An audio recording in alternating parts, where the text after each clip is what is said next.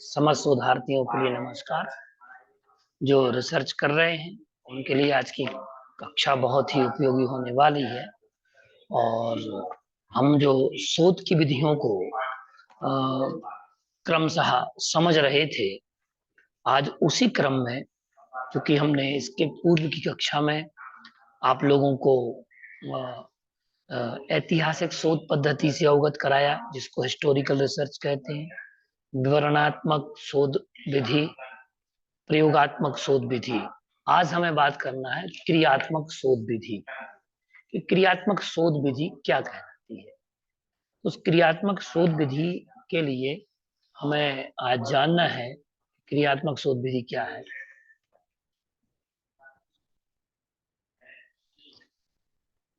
क्रियात्मक शोध विधि क्या कहलाती है, इस विषय में हम चर्चा करते हैं कि क्रियात्मक शोध विधि क्या है और किस प्रकार से ये कार्य करती है क्रियात्मक शोध विधि। अब हम अगर देखें मुख्य रूप से कि जो क्रियात्मक शोध विधि है, इसको हम बोलते हैं एक्शन रिसर्च मेथड। तो कहीं ना कहीं इसमें कुछ ना कुछ एक्शन ऐसे लिए जाते हैं जिसके माध्यम से शोध को किया जाता है। सामान्य रूप से हम अगर देखें तो इस शोध विधि के अंतर्गत उच्च शैक्षणिक संस्थानों की समस्याओं का समाधान खोजा जाता है और जो बड़े बड़े शैक्षणिक संस्थान हैं, उन संस्थानों में इस विधि का बहुत प्रयोग किया जाता है।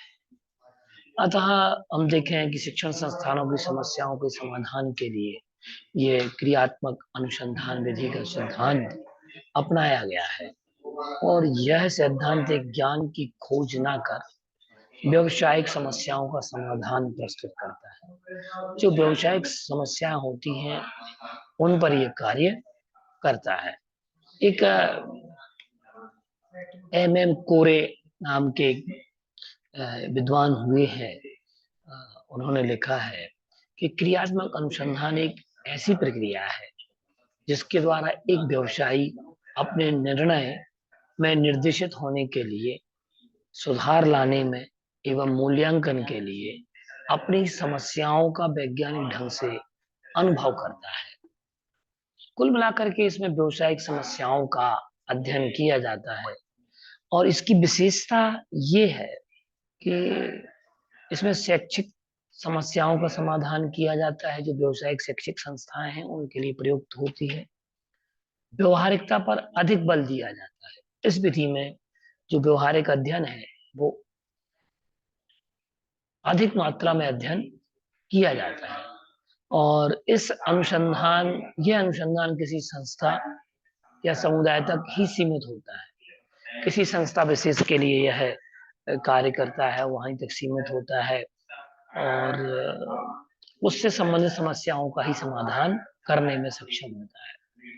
हाँ, लेकिन इसकी विधि का अगर प्रयोग किया जाए तो वह अन्य संस्थानों की समस्याओं का भी निदान कर सकता है और यह अनुसंधान तात्कालिक समस्याओं के समाधान से संबंधित होता है और यह अनुसंधान विकासात्मक अनुसंधान को बढ़ावा देता है। क्रियात्मक शोध के जो उद्देश्य होते हैं उनको हम जाने समझें कि शिक्षण संस्थानों में समस्याओं के समाधान हेतु विद्यार्थियों व शिक्षकों के में वैज्ञानिक तकनीक एवं अभिवृत्ति का विकास इसके माध्यम से किया जाता है और विद्यार्थियों के निष्पादन स्तर को उच्च करने में यह सहायता प्रदान करता है।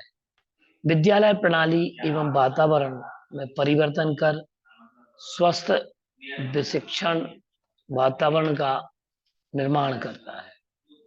विद्यालयों की कार्यदशा में सुधार कर कर्मचारियों का निष्पादन स्तर भी यह उच्च कर देता है। तो मूलभूत यह जो शोध विधि है यह शोध विधि विद्यालयों, शैक्षणिक संस्थानों में सबसे अधिक प्रयुक्त होती है।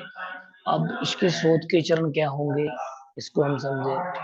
सबसे पहले समस्या का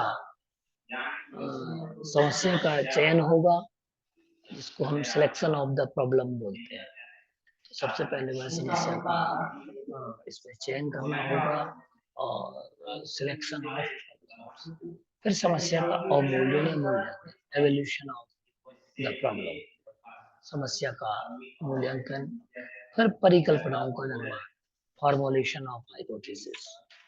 फॉर्मुलेशन जो किया जाता है कि क्या उसका निर्माण होगा, किस प्रकार से फॉर्मेटिंग होगी, इसमें क्या क्या बिंदु होंगे, ये सब परिकल्पना के अंतर्गत हाइपोथेसिस के प्रदत्त संकलन। अब डेटा कलेक्शन कहाँ से किया जाएगा, तो डेटा कलेक्शन की पद्धति का प्रयोग किस पद्धति से वो डेटा आ रहा है, तो उसको हम जानते हैं, समझते हैं। परिकल्पनाओं का परीक्षण, हाइपोथेसिस टेस्टिंग। अब हाइपोथेसिस का भी इसमें टेस्ट किया जाता है कि हाइपोथेसिस का किस प्रकार से इसमें हम देखें कि हाइपोथेसिस में किस प्रकार से हाइपोथेसिस बनाई गई है, कौन कौन से बिंदु, उसको भी टेस्टिंग मोड में दिया जाता है। फिर उसके परिणाम, रिजल्ट, कंक्लूजन एंड सजेशन।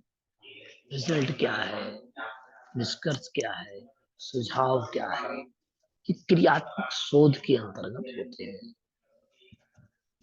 अब हम बात करते हैं मात्रात्मक या परिमाणात्मक शोध विधि। मात्रात्मक या परिमाणात्मक अनुसंधान के अंतर्गत पहले उपकल्पना का निर्धारण होता है तथा सिद्धांत पहले से ही निर्धारित इसमें रहते हैं। शोध तथा आंकड़ों पर आधारित होने के कारण इसका निष्कर्ष भी आंकड़ों द्वारा ही निर्धारित होता है और यह अनुसंधान किसी भी प्रकार के भाव से रहित होता है।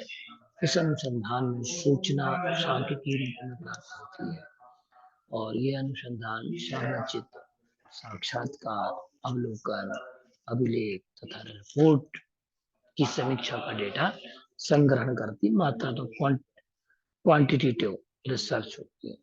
गुणात्मक शोध आता है, तो गुणात्मक शोध के अंतर्गत हम देखते हैं कि इसमें क्वालिटी का ध्यान रखा जाता है। तो जो क्वालिटेटिव रिसर्च जो होती है, इस अनुसंधान का मुख्य उद्देश्य मानव व्यवहार तथा उसे नियंत्रित करने वाले कारणों को समझना होता है। इस विधि के अंतर्गत क्या, कहाँ, कब, क्यों और कैसे आदि प्रश्नों की जांच होती है। और इस अनुसंधान में जो संकल्पना होती है, वह संकल्पना अनुसंधान में संकल्पना का प्रयोग नहीं करते, यह विकल्प खुले रखते हैं।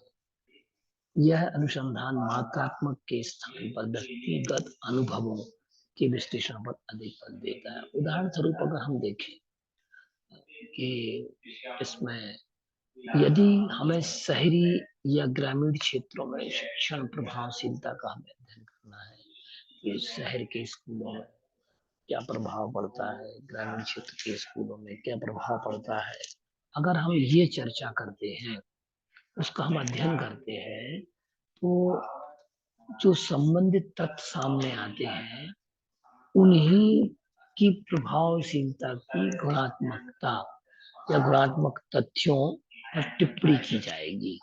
ये गुणात्मकता के जो तथ्य हैं, उन तथ्यों को किस प्रकार से इसको लिया गया है। तो गुणात्मक अनुसंधान के अंतर्गत कुछ विशिष्ट विधियों का प्रयोग किया जाता है, जिनमें हम देखें कि एक समूह केंद्रित अनुसंधान होता है, जिसको फोकस ग्रुप रिसर्च जिसको हम बोलते हैं। तो इसके अंतर्गत अनुसंधान करता कुछ विशेष कुछ व्यक्तियों के समूह को किसी विषय पर चर्चा करने के लिए एकत्रित करता है और जो सदस्यों की संख्या कम ही होती है। एक ग्रुप डिस्कशन के माध्यम से जो रिसर्च होती है, तो वह रिसर्च भी इसके माध्यम से एक ग्रुप में करते हैं, निर्णय लेते हैं ग्रुप में, फिर बोलते हैं कि कहते हैं कि डायरेक्ट ऑब्जर्वेशन, प्रत्यक्ष अवलोकन। इसके अंतर्गत क्या करते हैं कि बाह्य पर्यवेक्षक के द्वारा समूह एकत्रित किया जाता है। डायरेक्ट एक हो गया प्रत्यक्ष अवलोकन, तो प्रत्यक्ष अवलोकन में डायरेक्ट ऑब्जर्वेशन होता है। डायरेक्ट ही एक समूह बना करके हम जा सकते हैं घटना स्थल पर या कार्यस्थल पर, हम जा करके उसको रिसर्च कर सकते हैं, उसके आंकड़े ला सकते हैं। गहन साक्षात्कार एक होते हैं इंटरव्यू, साक्षात्कार पद्धति जो गुणात्मक शोध के लिए मायने रखती है। तो एक साक्षात्कार पद्धति जो होती है, वह साक्षात्कार पद्धति, इसमें क्या करते हैं कि इसके अंतर्गत गहराई तक जाने का प्रयास किया जाता है। फेस टू फेस बातचीत होती है और उन तथ्यों तक व्यक्ति पहुंचता है और सेवार्थी के लिए अपने विश्वास में लेता है, फिर साक्षात्कार करता है। घटनाजन्य अनुसंधान बोलते हैं, तो व्यक्तियों से किसी घटना के विषय में उनके अनुभवों को समझने का प्रयास इसके अंतर्गत किया जाता है। और जाति वृत्त अनुसंधान जो होता है, ये जाति वृत्तात्मक का मूल मानव शास्त्र में है और इस अनुसंधान का उद्देश्य भौतिक और सामाजिक पर्यावरण का निर्धारण करना होता है। व्यक्तिगत अध्ययन अनुसंधान इसको केस स्टडी कहते हैं, और ये मनोवैज्ञानिक विकार, सामाजिक शास्त्र, समाज शास्त्र, क्षेत्र, व्यापार क्षेत्र आदि में प्रदत्तों को एकत्रित करने की मूल विधि है। और यह एक व्यक्ति, परिवार, समूह या समुदाय हो सकता है। इसका मुख्य उद्देश्य इकाई के जीवन स्तर को समझना है। प्रदत्त आधारित जो सिद्धांत होता है, इसके अंतर्गत शोधकर्ता के द्वारा एकत्रित किए गए प्रदत्तों के विश्लेषण के आधार पर किसी सिद्धांत को विकसित किया जाता है। तो मुख्य रूप से हम अगर देखें कि जो क्रियात्मक शोध है वो तो संस्थागत हो गया, शैक्षणिक संस्थागत हो गया, मात्रात्मक परिमाणात्मक शोध हो गया। गुणात्मक शोध में क्या करते हैं, एक समूह में डिस्कशन करके उसको किया जाता है। एक प्रत्यक्ष अवलोकन, हमने आपको बताया, डायरेक्ट ऑब्जर्वेशन के माध्यम से हम इस विधि को हम जान सकते हैं, समझ सकते हैं। और एक होता है कथा, एक गहन साक्षात्कार, एक इंटरव्यू। गहन साक्षात्कार से मतलब बहुत डीप टू डीप साक्षात्कार चल रहा है, जैसे कि सीआईडी वगैरह होते हैं ना, उसको deep to depth to depth, गहराई से गहराई तक चलते चले जाते हैं। एक होता कथात्मक अनुसंधान। तो इस कथात्मक अनुसंधान के अंतर्गत हम देखते हैं तो मुख्य साहित्य की समीक्षा इसके अंतर्गत की जाती है। एक घटनाजन्य अनुसंधान हमने आपको बताया कि व्यक्तियों से किसी उसी घटना के विषय में पूछा जाता है, स्टडी की जाती है। और व्यक्तिगत अनुसंधान, केस स्टडी जिसको हम कहते हैं। एक होता है ग्राउंडेड थ्योरी, जो प्रदत्त आधारित, जो मुख्य वहाँ की योजना है उसके आधार पर जो शोध किया जाता है, सो वह जो अनुसंधान है वह गुणात्मक अनुसंधान ही है।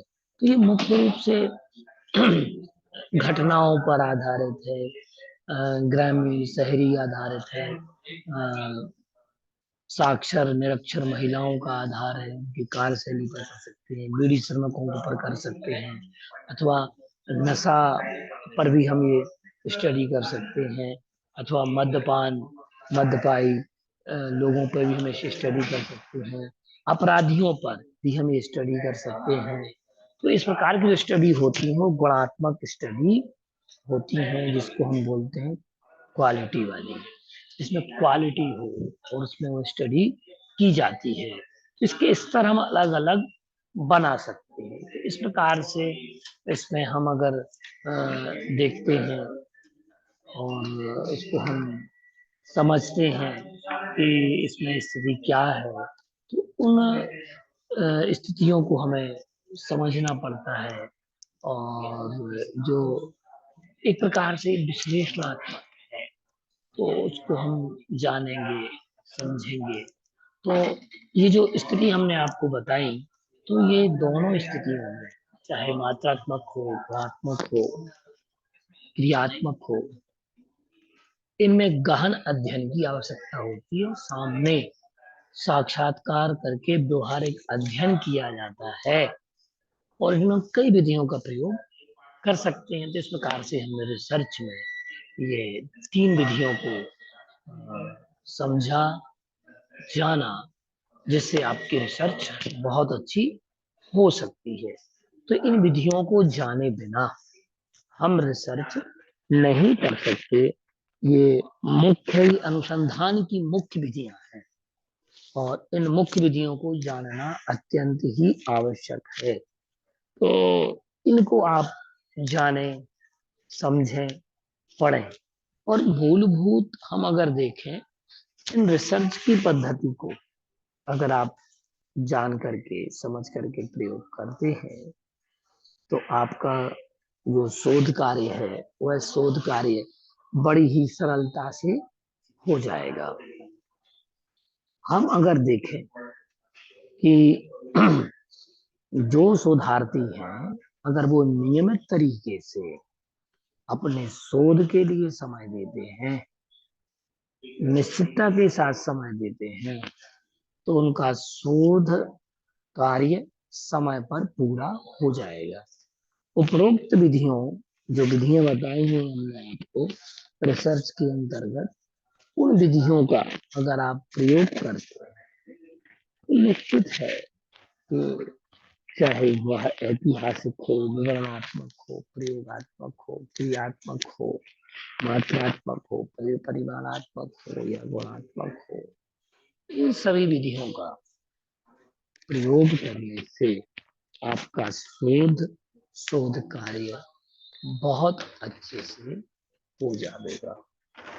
इसलिए आप सभी इस शोध कार्य को अवश्य करें, और इन विधियों का प्रयोग शोध कार्य में जरूर से जरूर करें। इसमें साक्षात्कार में हम देखते हैं तो कुछ प्रश्नों का निर्माण कर लिया जाता है, प्रश्नावली सूची को तैयार किया जाता है, और प्रश्नों के माध्यम से भी साक्षात्कार करते हैं। क्वेश्चन सीरीज उसमें रहती है।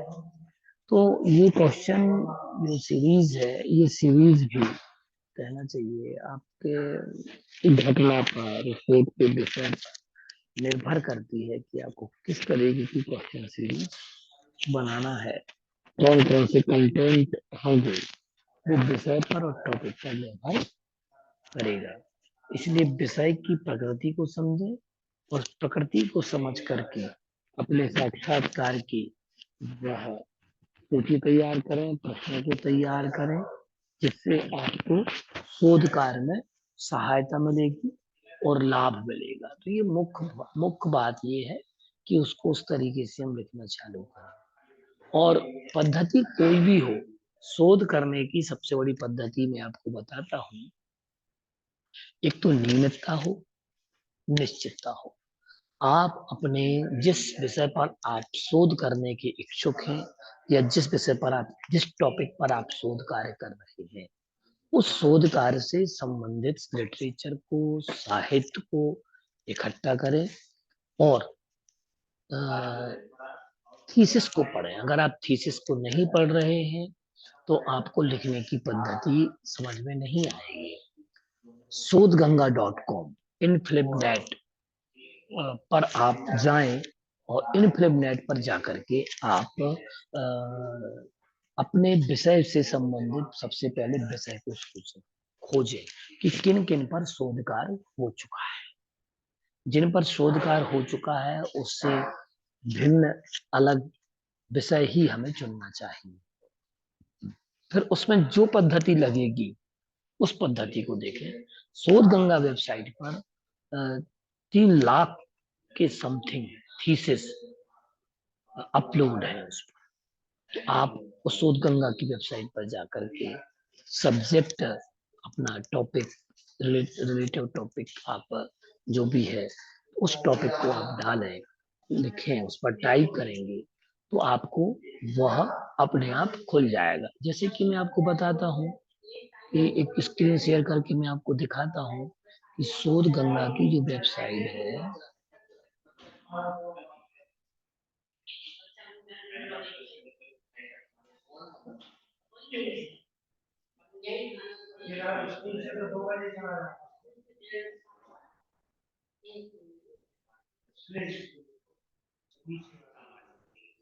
मैं बताता हूँ, देखिए ये आपको क्या लिखना है, इन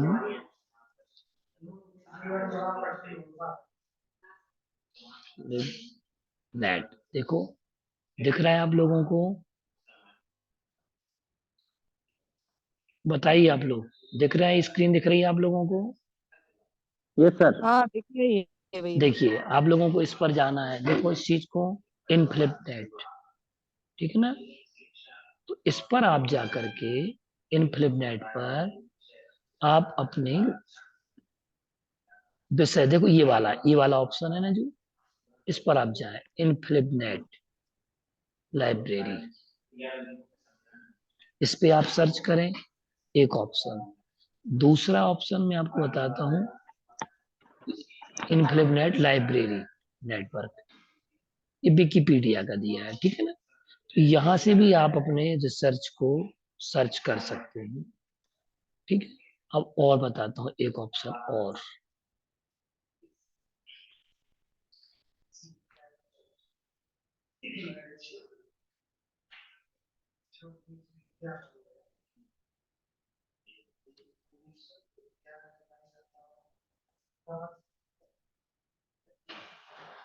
तो इस पे आकर के शोध गंगा पे आ जाए, ठीक है ना?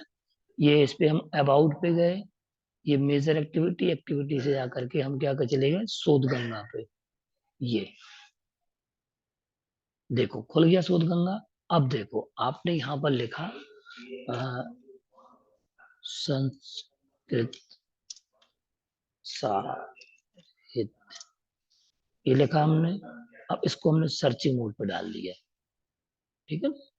अब यहाँ पर संस्कृत लिटरेचर से रिलेटेड देखो इतनी सारी थीसिस खुल गई, जैसे संस्कृत साहित्य में करण, संस्कृत साहित्य में करण, संस्कृत वाङ्मय में भगवान दत्तात्रेय का स्वरूप, संस्कृत वाङ्मय में विश्व बंधुत्व, ये हम इस पे गए। देखिए आप, एक दिन हम इस पे कक्षा लेंगे आप लोगों की, जिसमें सारी चीजें बताएंगे हम आपको। अब इसमें देखो ये पूरा का पूरा इसमें आ गया, ठीक है। इसको हम देखेंगे, इसका चैप्टर 1 टाइटल क्या है, सर्टिफिकेट, देखो चैप्टर 1, इस पे हम गए, पीडीएफ, इस पे क्लिक किया, इस पे आपको मिलेगा, देखो ये ओपन हो रहा है। हम्म, देखिए ये प्रथम अध्याय। अब ये देखिए इस तरीके से बनाना पड़ेंगे आपको अध्याय, ये वेद संहिता ग्रंथ, ऋग्वेद की विषय वस्तु, ऋग्वेद में विश्व बंधुत्व, ये उन्होंने अध्याय बनाए हैं, ये चैप्टर वाइज। फिर अथर्ववेद में, फिर ब्राह्मण ग्रंथों में उनकी संख्या, ये क्रम से उन्होंने लिखा है। तो इस तरीके से आप लोग उस थीसिस को पढ़े, वहां जाकर के समझ में आ गया कि नहीं आए, बताओ पहले मेरे को, हाँ सर आ गया। आ रहा है ना?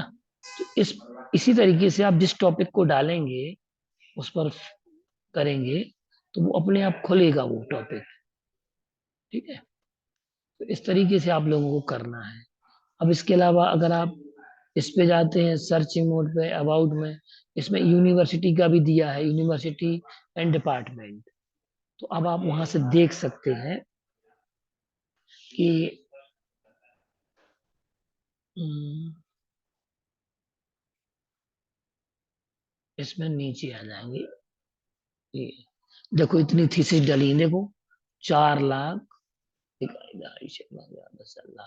4 लाख 1419 थीसिस है, 9632 सिनॉप्सिस है और पीडीएफ 62 है, ये डली है इस पर। अब इसके बाद में देखो, ये कॉलेजेस देखना है, ये कॉलेजेस भी आ जाएंगे यहाँ से। कितने कॉलेजेस जुड़े हैं? 4,14,19। ये थीसिस यहाँ पर दे दिया उनने, वही आंकड़ा। ठीक है, यहाँ से आप कॉलेजेस में जा सकते हैं, अपने विश्वविद्यालय का अलग अलग यूनिवर्सिटीज का आप देख सकते हैं किस यूनिवर्सिटी में कितनी थीसिस डली हुई हैं, क्रम से आप इसको देख सकते हैं। ठीक है ना? समझ में आ रहा है आप लोगों को, नहीं आया?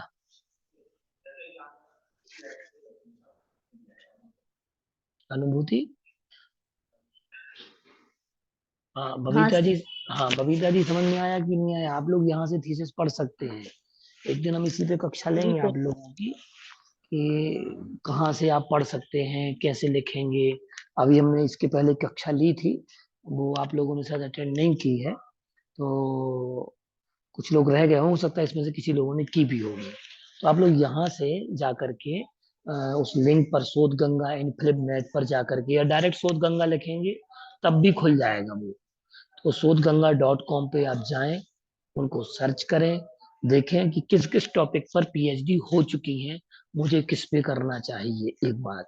अब जब टॉपिक तय हो जाएगा तो कैसे करना चाहिए ये भी जब थीसिस पढ़ें आप लोग, क्योंकि अगर आपको लाइब्रेरी नहीं मिल पा रही है कहीं पर, तो आप लोग इसी लाइब्रेरी का आप उपयोग करें। और जैन ई लाइब्रेरी पर भी जाएं अथवा ई लाइब्रेरी पर भी जाएं, तो उससे भी आपको, उस पर भी थीसिस हैं, रिसर्च पेपर्स पड़े हुए हैं, तो वो साइड से पढ़ें। ऐसा नहीं है कि हमारे पास बुक नहीं है तो हम पढ़ेंगे नहीं, ऐसा बिल्कुल भी नहीं है। ठीक है ना? इस प्रकार से आप लोग आ, इसको पढ़ें, जानें और समझें।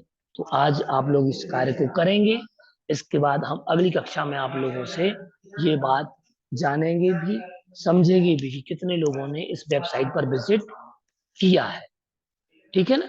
आप लोग ये आज यही काम करिएगा, तो आगे की कक्षा में हम आप लोगों को और रिसर्च से जुड़ी हुई जानकारी आपको निरंतर देते रहेंगे।